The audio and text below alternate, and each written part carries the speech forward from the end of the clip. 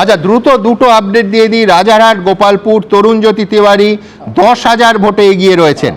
বিধাননগরে মন্ত্রী সুজিত বসু, বিদায়ী মন্ত্রী বলা ভালো, 6,000 ভোটে পিছিয়ে আছেন। দ্রুত একবার আপডেটের জন্য বিশ্বনাথ চক্রবর্তী। যেভাবে সারা রাজ্যের ছবি আসছে তাতে এই মুহূর্তে 23 জন মন্ত্রী কিন্তু পিছিয়ে আছে। 23 জন মন্ত্রী তাদের নিজ নিজ কনস্টিটুয়েন্সিতে পিছিয়ে আছে।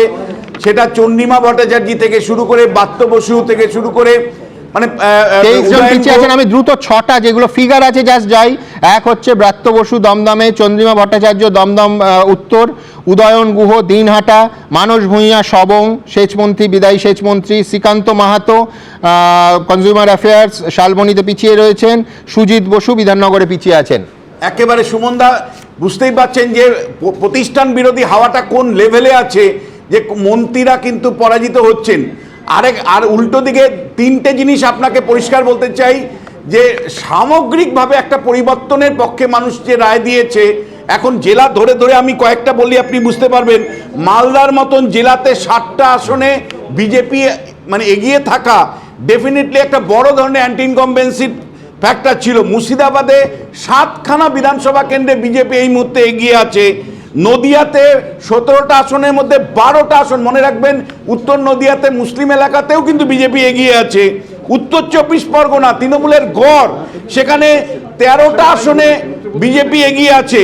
দক্ষিণ 24 পরগনা যেখানে অভিষেক বন্দ্যোপাধ্যায় 7.5 লাখ ভোটে জিতেছিল, 7,15,000-এর বেশি ভোটে জিতেছিল।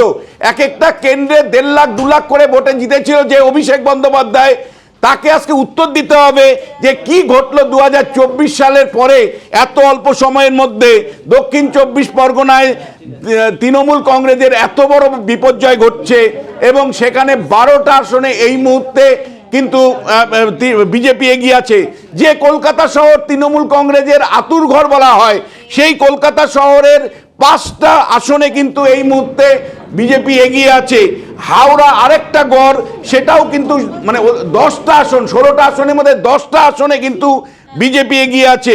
হুগলি আরেকটা তৃণমূলের গড় বলা হয়, ভাবা হচ্ছিল কেবলমাত্র আরামবাগ সাব ডিভিশনে বিজেপি ভালো রেজাল্ট করবে, কিন্তু এখন দেখা যাচ্ছে হুগলির শিল্পাঞ্চল এবং শহরাঞ্চলেও কিন্তু খুব ভালো রেজাল্ট করছে। এমনকি চন্দননগরের মতন কনস্টিটুয়েন্সি, চুচুড়ার মতন কনস্টিটুয়েন্সিতেও কিন্তু বিজেপি এগিয়ে আছে। চন্দননগরে মন্ত্রী স্বয়ং ইন্দ্রনীল আছে, আপনি জানেন। হুগলিতে 18টা আসনের মধ্যে 13টা আসনে কিন্তু এই মুহূর্তে বিজেপি এগিয়ে আছে। পূর্ব মেদিনীপুরে তো সবুজ ঝড়, এবং 16তে 16টাই এগিয়ে আছে।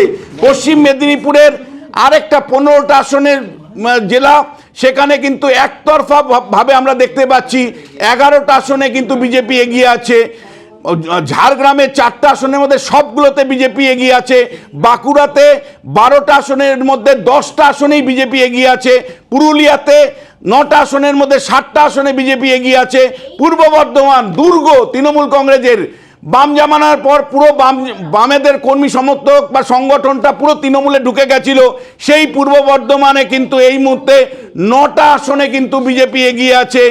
পশ্চিম বর্ধমান কার্যত বিরোধী শূন্য 9-9, এবং বীরভূম জেলা যেখানে অনুব্রত মণ্ডলের গুড় বাতাসার জেলা, দিনের পর দিন মানুষ অত্যাচারিত হয়েছে, ভোট দিতে পারেনি, বিনা প্রতিদ্বন্দ্বিতায় জয়ী হওয়ার ছবি আমরা দেখতে পেয়েছি। সেই জেলায় কিন্তু আজকে 6টা আসনে কিন্তু বিজেপি এগিয়ে আছে। ফলে সামগ্রিক যে ছবি, তাতে উত্তরবঙ্গের, আমি বলছিলাম উত্তরবঙ্গ এবং জঙ্গলমহলের ঢেউয়ের কথা বলছিলাম, মানে গেরুয়া ঝড় বলছিলাম।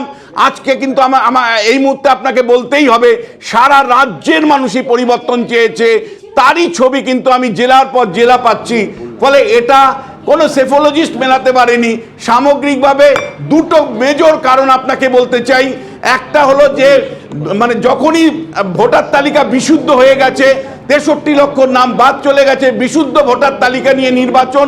2 হলো নির্বাচনটা নিরপেক্ষভাবে করা, ভয়মুক্তভাবে করার ফলে বিরাট সংখ্যক মধ্যবিত্ত মানুষ, উচ্চবিত্ত মানুষ, 93% মানুষ এবার নির্বাচনে অংশ নিয়েছে। এই বিরাট সংখ্যক যে মধ্যবিত্ত উচ্চবিত্ত যারা সরকারের উপর নির্ভর করে না, তারা কিন্তু গভর্নেন্সের প্রশ্নে ভোটের লাইনে দাঁড়িয়েছিল এবং তৃণমূল কংগ্রেসের নন গভর্নেন্সের এগেনস্টে কিন্তু তারা ভোট দিয়ে একটা বিকল্প সরকার গঠনের জন্য রায় দিয়েছে এবং সেই কারণেই আজকে রাজ্যের সর্বত্র আমরা দেখতে পাচ্ছি বিজেপি যে সমস্ত মুসলিম এলাকাগুলো আছে, মুসলিম অধ্যুষিত জেলাগুলো আছে, সেখানেও কিন্তু বিজেপি তার আসন সংখ্যা গত যে 19 বা 2021-এর থেকে বেশ কিছু আসন তারা কিন্তু বাড়াতে সক্ষম হয়েছে। ফলে সরাসরি মানুষ গভর্নেন্সের প্রশ্নে ভোট দিয়েছে। তৃণমূল কংগ্রেস বা মমতা বন্দ্যোপাধ্যায়ের নন গভর্নেন্সের এগেনস্টে সরাসরি মানুষের রায় হয়েছে। এবিপি আনন্দ, এগিয়ে থাকে, এগিয়ে রাখে।